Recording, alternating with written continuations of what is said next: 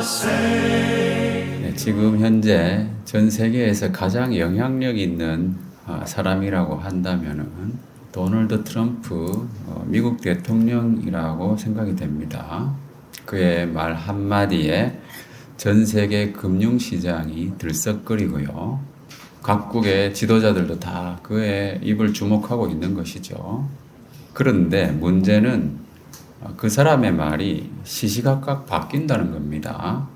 관세 정책이 오락가락하면서 기업들이 골머리를 앓고 있고 다른 국가들의 대응도 그에 따라 변화하면서 불확실성은 증가하고 예측 가능성은 떨어지고 있는 그런 상황이죠.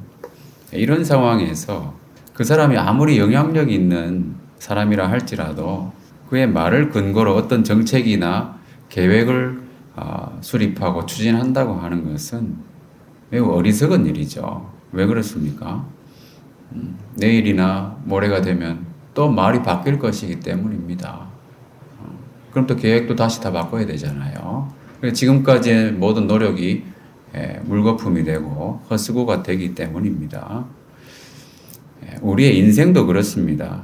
우리가 어디에 근거해서 살아가느냐, 어떤 가치관에 따라서 무엇을 믿고 사느냐에 따라서 우리의 일생이 헛될 수도 있고 또 그렇지 않을 수도 있는 것이죠. 무엇이 헛되고 무엇이 헛되지 않은 인생인가.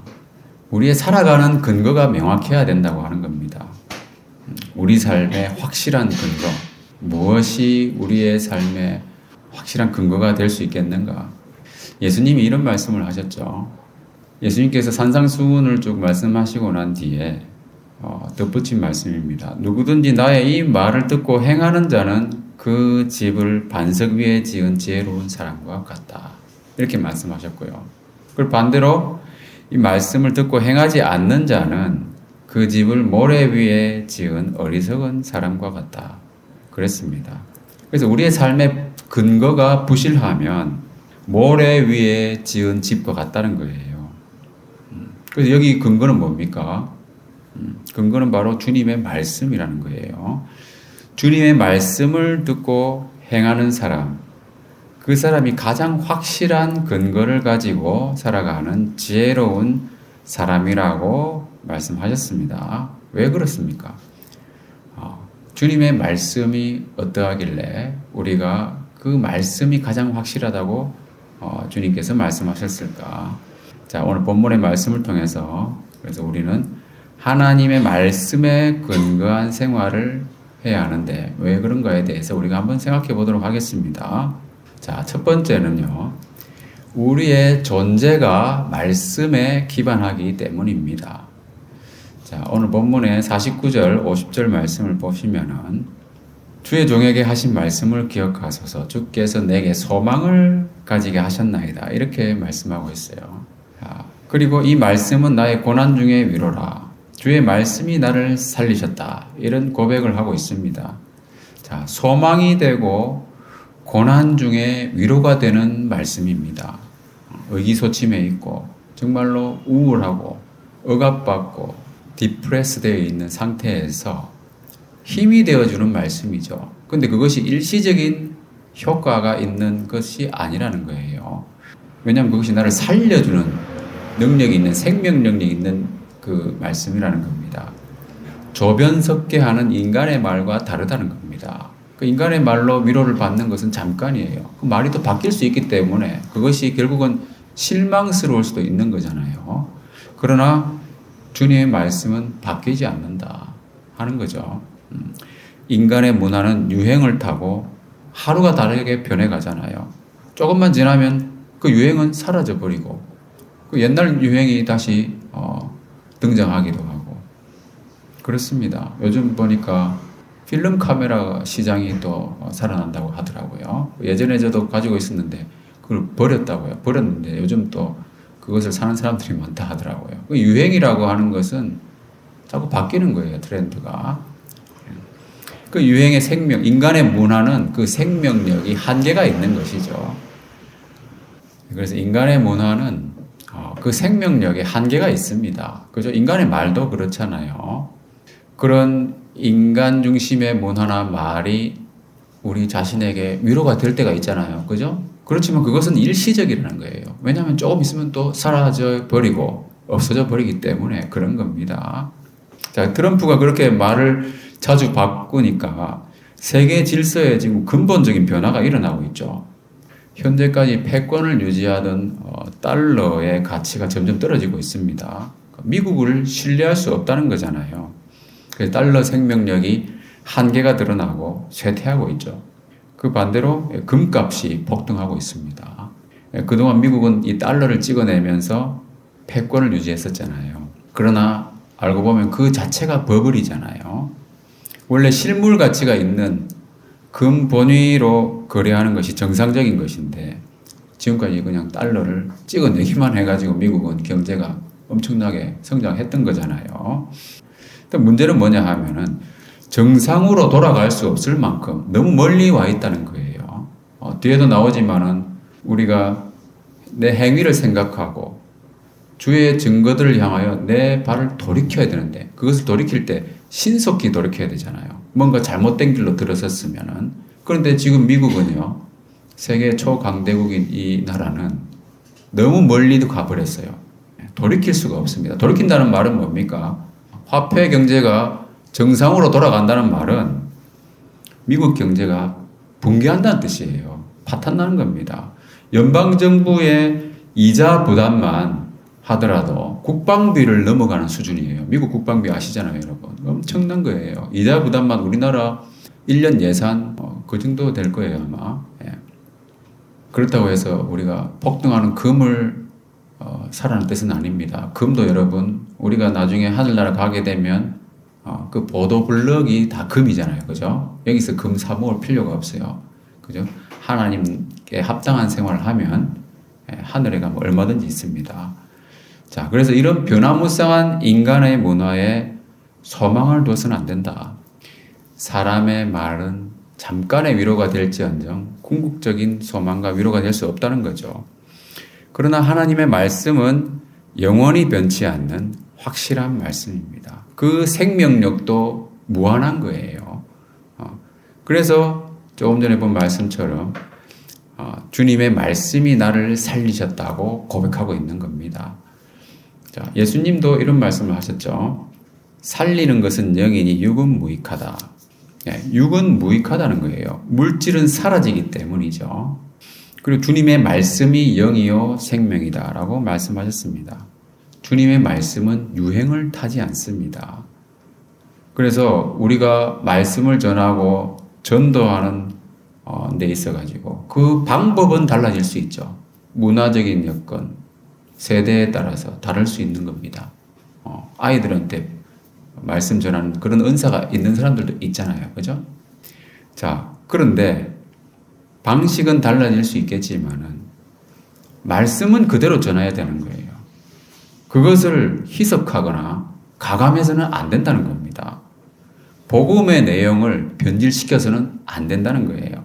왜냐하면 그것은 생명과 죽음에 관한 것이기 때문에 그런 겁니다. 그래서 오늘 본문에도 보면은 52절에 주의 옛 규례들을 내가 기억하고 스스로 위로하였다. 이런 말씀 하잖아요. 우리가 지금 보고 있는 성경이 거의 2000년 전에 완성됐잖아요. 오래된 책입니다. 그러나 지금까지도 부동의 베스트셀러 1위잖아요. 그죠? 그 오래된 책 중에 이렇게 많이 읽히는 책이 있습니까? 우리는 매일같이 읽고 있잖아요. 하나님 말씀은 변함이 없다는 겁니다. 그래서 옛 규례들을 기억하고 위안을 삼습니다. 시간이 흘러도 변하지 않는 것이 바로 진리잖아요. 그것은 유행을 타지 않는다는 거죠. 그래서 우리의 마음을 진정으로 뜨겁게 하는 것은 뭡니까? 하나님의 사랑인 겁니다. 십자가의 사랑이고 보혈의 능력이에요. 2000년 전에 있었던 그 십자가와 부활 사건, 그것에 근거한 하나님의 말씀, 그것이 가장 확실한 진리이자 생명이라는 겁니다. 베드로전서 1장 23절 보면은 다 같이 읽어보겠습니다. 시작. 너희가 거듭난 것은 썩어진 씨로 된 것이 아니요 썩지 아니할 씨로 된 것이니 살아있고 항상 있는 하나님의 말씀으로 되었느니라. 네, 우리의 생명, 거듭난 생명, 이것은 새 생명이잖아요. 썩어지지 않는 씨로 되었고 바로 하나님의 말씀에 의해서 이루어졌다 하는 겁니다. 그래서 우리의 생명 자체가 말씀에 근거한 것입니다. 말씀으로 거듭났기 때문에 우리 존재 자체가 하나님의 말씀에 기반을 두고 있다는 거예요. 그래서 우리가 하나님의 말씀에 근거한 생활을 해야 된다는 거죠. 소망과 위로가 되는 말씀이고 생명력이 아주 강한 말씀이죠. 그리고 영원히 변치 않는 진리의 말씀이라고 했습니다. 그래서 우리는 이 하나님 말씀에 우리의 근거를 두고 살아야 된다. 그리고 두 번째는요, 우리의 소유가 말씀에 기반하고 있다고 하는 겁니다. 우리의 소유도 말씀에 근거하고 있다는 거예요. 자, 56절에 보면은 내 소유는 이것이니 곧 주의 법도들을 지킨 것이니이다. 이렇게 말씀하고 있어요. 말씀이 자기 자신에게 가장 소중한 것임을 나타내고 있는 표현입니다. 그래서 이 소유라고 번역된 단어를 보면은 하예타라고 하는 것인데 이 의미가 존재하다, 발생하다라는 그런 의미를 가지고 있거든요. 그래서 이 구절을 번역마다 역번마다 다 달라요 보면은. 그래서 다른 번역들을 보면은 새 번역에는 이렇게 되어 있습니다. 내 행복이라고 번역이 되어 있어요. 소유에 관련된 의미가. 그리고 우리가 좋아하는 새 한글 성경에는 나를 위한 것 이렇게 되어 있고요. 자, 그리고 공동 번역에는 어떻게 되어 있냐면은 나에게 전부다 이렇게 되어 있습니다. 그러니까 뭐냐면 소유라고 번역을 했지만 우리가 일반적으로 얘기할 때 소유라고 하면은 물질적인 것을 먼저 떠올리게 되잖아요. 근데 이 말씀을 보면은 이 소유의 의미가 물질적인 것이 아니라 오히려 존재적인 의미에 가깝다고 하는 것을 알 수가 있죠. 그렇지 않습니까? 세상에 아무리 재산이 많고, 그죠? 지위가 높은 사람이라고 하더라도 하나님 말씀대로 살지 않으면은 아무것도 없는 거예요. 빈털털이라는 겁니다. 반대로 세상에서 아무리 가난하고 비천한 위치에 있다고 여겨지는 그런 사람이라 할지라도 하나님 말씀을 지키는 사람은 가장 많이 가지고 있는 사람이라는 거예요. 최근에 우리 통신사 해킹 사건이 있었잖아요. 유심 대란이 발생했습니다. 아침부터 저녁까지 저희 집 아파트 건물이 또 주상복합이잖아요. 그러니까 저희 아파트 건물에 통신 매장이 있습니다. 그러다 보니까 아침부터 저녁까지 집 앞에 줄이 있잖아요. 아주 길게 늘었었어요. 예, 그렇게 긴 줄은 저희가 처음 봤거든요. 저희 아이들도 보고 좀 놀랐는데 자기 개인의 정보를 탈취당할까봐, 그래가지고 결국 자기 재산을 다 날릴까봐 그것을 지키려고 그렇게 수고를 하는 거잖아요. 우리의 소유가 무엇입니까? 무엇을 지키기 위해서 그렇게 수고를 하는가? 우리가 말씀을 지키는 것이 얼마나 중요한가 하는 겁니다. 우리가 소유가 바로 말씀대로 사는 삶이 우리의 소유라고 했는데 그 유심, 자기 개인 정보를 지키기 위해서, 그죠? 은행 정보 털리면 안 되잖아요. 그래서 그것을 지키기 위해서 한 것 이상으로 우리는 하나님 말씀을 지키기 위해서 수고해야 된다 하는 겁니다. 왜냐하면 말씀 자체가 우리 존재의 근본이기도 하고 소유의 근본이기도 한 거예요. 사람은요, 물질적인 소유를 통해서는 결코 만족과 행복을 누릴 수가 없는 겁니다. 지난번에도 자주 말씀을 드렸지만은 물질의 특성 자체가 비어 있는 거잖아요. 결코 채워질 수 없는 것이기 때문입니다. 전도서 말씀에 보면은 눈은 보아도 족함이 없고 귀는 들어도 가득 차지 아니하도다 그랬어요. 해 아래 새 것이 없다는 거잖아요.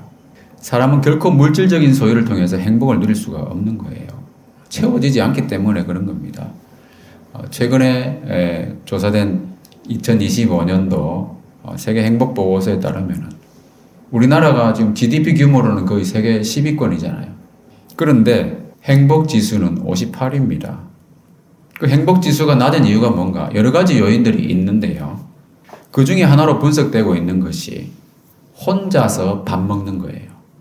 우리나라 사람들이 저녁에 혼자서 밥 먹는 혼밥, 빈도가 G20 국가 중에서 가장 높았다고 합니다. 함께 식사하는 빈도가 증가할수록 삶의 만족도가 높아지는 것으로 조사되고 있습니다. 그게 무슨 말이냐 하면은 사람은 그 존재를 공유함을 통해서 행복을 느낀다는 거예요. 여러분들도 친구들 만나면 대부분 기분이 좋지 않습니까? 오늘 본문의 63절에도 보면은 나는 주를 경외하는 모든 자들과 주의 법도들을 지키는 자들의 친구다 이렇게 고백하고 있잖아요. 저도 지난주에 오랜만에 주님 안에서 함께 신앙생활했던 옛 친구들을 만나서 저녁을 함께 하고 차도 마시고 그런 교제하는 시간들이 있었거든요. 주님 안에서 교제한다고 하는 것이 참 감사하고 즐거운 일이었습니다. 얼마 전에는 제가 또 동기생들하고 운동도 하고 식사도 하고 이렇게 하면서 30년이 지난 친구들을 또 만났었거든요. 그것도 즐겁고 좋았어요. 그렇지만은 동기생들하고 만났을 때는 그 대화의 깊이가 제한적이었다고 하는 것은 부인할 수가 없습니다. 물론 좋지만 그 대화의 그 깊이가 한계가 있는 거잖아요. 그런데 주 안에서 있는 친구들과는 좀 더 깊은 대화를 나눌 수가 있는 거죠. 그러니까 더 우리가 마음에 유쾌함이 있는 거죠. 내면의 깊은 곳, 그 깊이는 친밀도에 따라 달라지겠지만은 그 바로 내면에 있는 것이 바로 우리 존재라는 거예요. 그래서 존재를 발견하고 일깨우고 이러한 활동들을 통해서 사람은 기쁨과 활력을 얻는 겁니다. 그런 생명력을 제공하는 것이 바로 하나님의 말씀이라는 겁니다. 그래서 소유냐 존재냐 하는 그런 물음이 있잖아요. 그 물음에 대해서 우리는 무엇을 선택할 것인가? 존재일 수밖에 없다는 거죠. 자, 그래서 우리가 잘 알고 있는 이 시편 말씀 보면은 여호와는 나의 목자시니 내게 부족함이 없으리로다 그랬습니다. 그래서 우리 세상을 바라보면은 결코 채워지지 않기 때문에 만족이란 있을 수가 없는 거예요. 그러나 하나님을 바라보면은 만족할 수 있습니다. 왜냐하면은 하나님이 나의 목자시기 때문에. 그래서 만족하는 삶이라고 하는 것은 하나님이 나의 목자시고 내가 그분의 양이라고 하는 것을 깨닫는 거예요. 그것을 깨닫지 못하면 결코 만족할 수가 없어요. 계속 비어있는 그 물질 세계의 특성상 채워지지 않는 겁니다. 여호와 하나님은 그 이름에서 알 수 있듯이 스스로 존재하시는 분이잖아요. 하나님이 함께 하신다고 하는 것은 바로 그 존재적으로 충만한 삶을 의미합니다. 그래서 오늘 본문에서도 보면은 여호와는 나의 분깃이시다 이렇게 고백하고 있습니다. 자, 하나님은 어떤 분입니까? 나의 분깃이라고 했는데 어떤 분이 나의 분깃인가? 나의 몫인가? 보이지 아니하고 천지에 충만하신 하나님이 바로 나의 몫이라는 거예요. 이 하나님이 나의 분깃이면 부족한 게 뭐가 있겠습니까? 천지에 충만하신 하나님이 나와 함께 하시면 그 하나님이 나의 목자시면 부족함이 있을 수가 없는 거죠. 그래서 그것을 깊이 깨닫는 것이 만족한 삶의 비결이라는 거예요.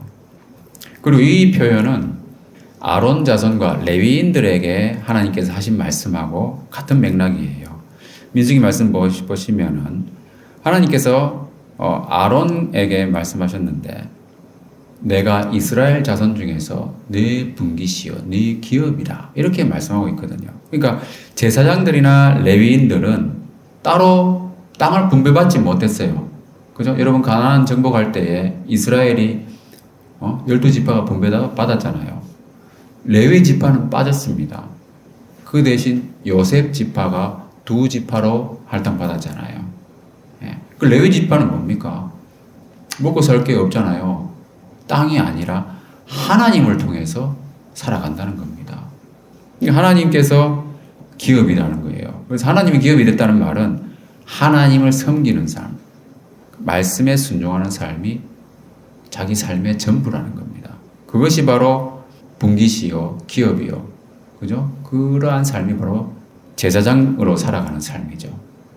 레위인으로 살아가는 삶이고 실제로 이 시대의 그 제사장들이나 레위인들은 바로 우리잖아요. 그죠? 오직 너희는 택하신 족속이요 왕 같은 제사장들이요. 우리가 제사장들이고 그러한 구약 시대의 권위를 물려받았기 때문에 그 역할, 그 직분을 우리가 물려받은 거잖아요. 성령을 통해서. 그렇기 때문에 하나님께서 기업이 되신다고 하는 것은 우리에게 적용되는 의미인 겁니다. 그 말씀이에요. 여호와 하나님이 나의 분기시다. 그 천지에 충만하신 존재 자체이신 여호와 하나님이 나의 분기시고 나의 모든 것이다 라고 하는 점입니다. 그래서 우리의 참된 소유가 거기에 있다는 거예요. 자, 그리고 우리의 참된 소유가 무엇인가를 생각할 때 우리가 잊지 말아야 될 것은 바로 이겁니다. 우리는 나그네라고 하는 그 정체성이 분명히 존재합니다. 그죠? 우리 자신의 정체성이 나그네라는 거예요. 하늘 본향을 향해서 가는 순례자입니다. 그것을 기억해야 되는 겁니다. 나그네는 여행자죠. 여행자는 여행에 필요한 것만 가지고 다니잖아요. 너무 많은 것을 가지고 있으면 여행이 안 되는 겁니다.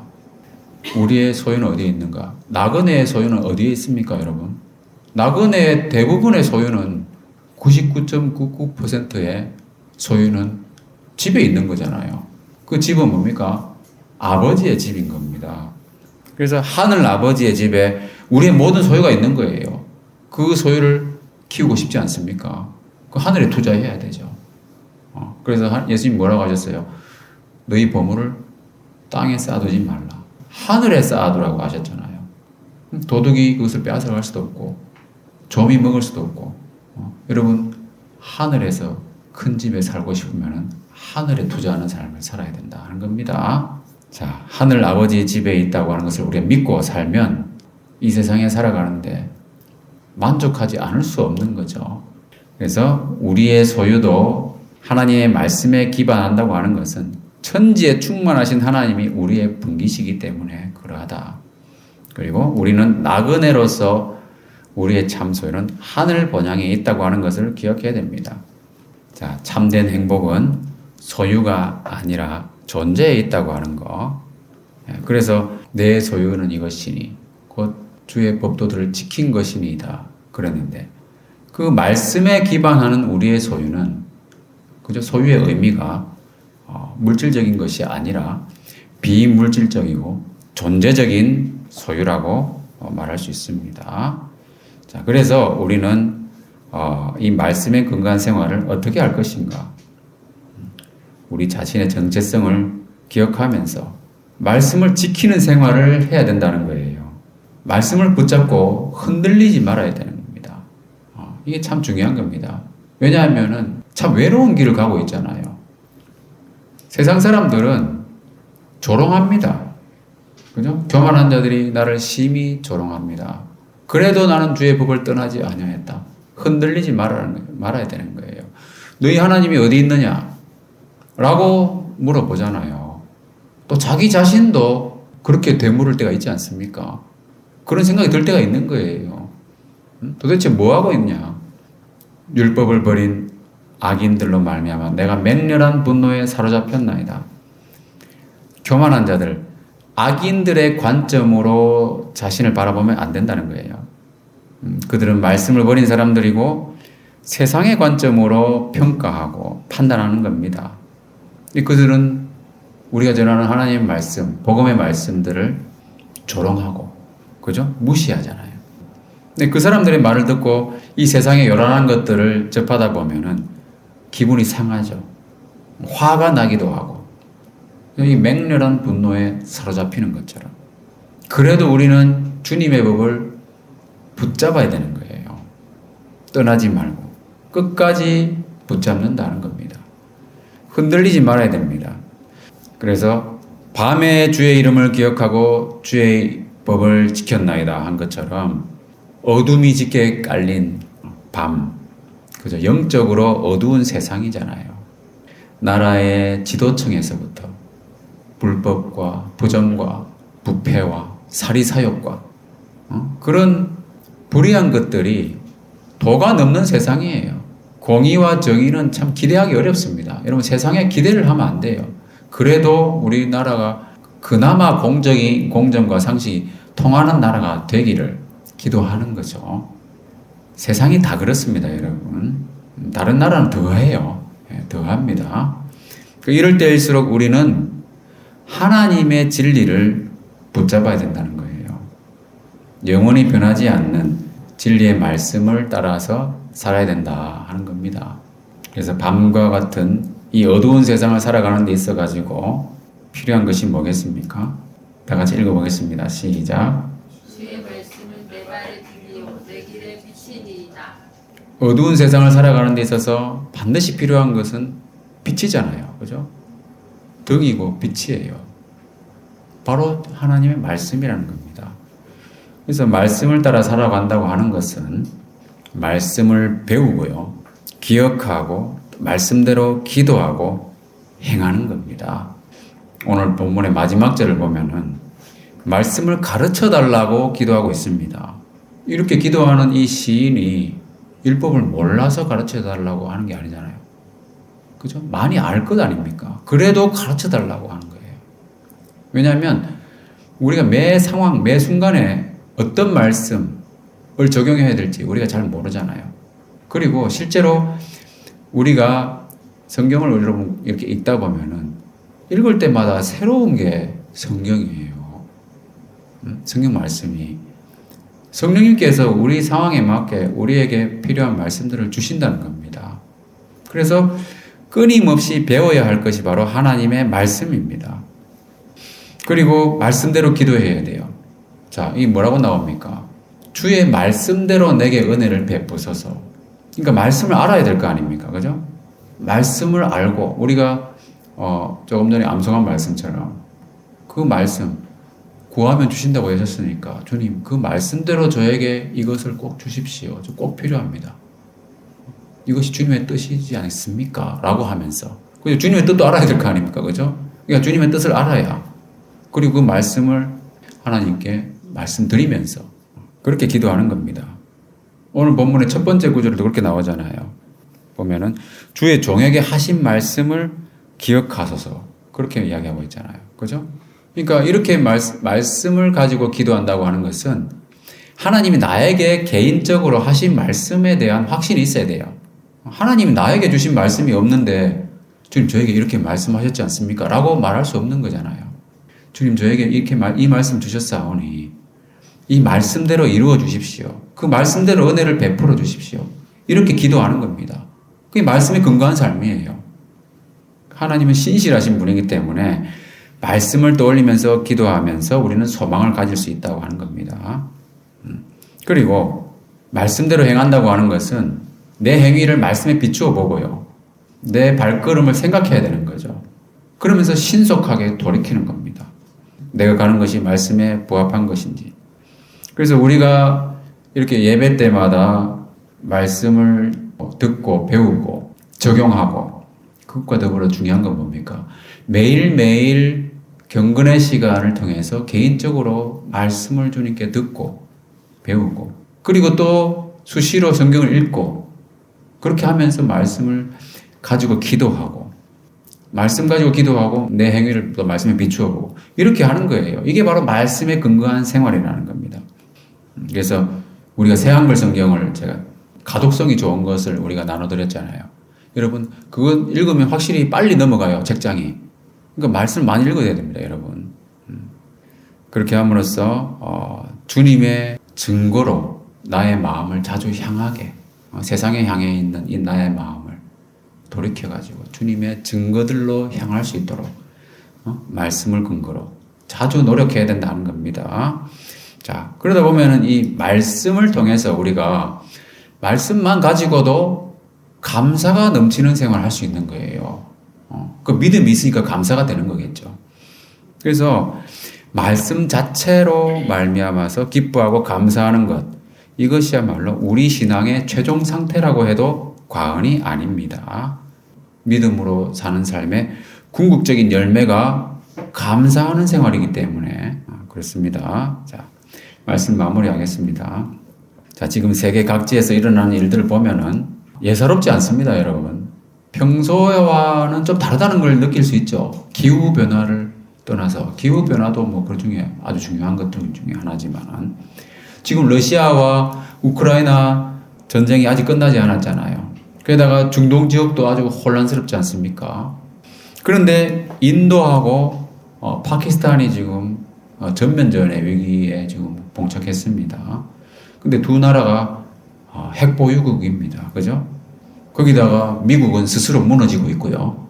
그 경찰 국가가 사라지면은 국지전이 발생할 가능성이 그만큼 높아진다고 합니다.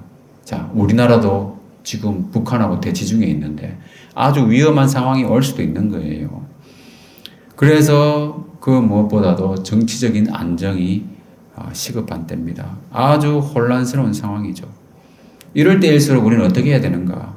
우리의 존재의 근본인 말씀을 붙잡아야 되는 거예요. 밤이 깊으면 그만큼 낮이 가까워졌다고 했어요. 이럴 때일수록 우리는 말씀을 붙잡고 말씀으로 우리가 거듭났고 우리가 하늘 본향을 향해서 가는 나그네라고 하는 사실을 기억해야 됩니다. 이런 세상을 보면서 정말 주님께서 다시 오실 때도 가까워졌다고 하는 것, 밤이 그만큼 깊었기 때문에 그래서 우리는 깨어서 말씀을 묵상하고 배우고 기억하고 생각하고 행하면서 말씀에 근거한 생활을 해야 되는 겁니다. 그래야 우리의 삶이 헛되지 않을 겁니다. 세상에 그런 조롱 섞인 시선 신경 쓰지 마시고요. 말씀으로 어둠을 밝히면서 굳건하게 믿음의 싸움을 싸워 나가는 겁니다. 그리하여 존재의 근원이신 하나님 앞에 섰을 때 부끄럽지 않는 복된 인생 되시기를 주님의 이름으로 축원합니다.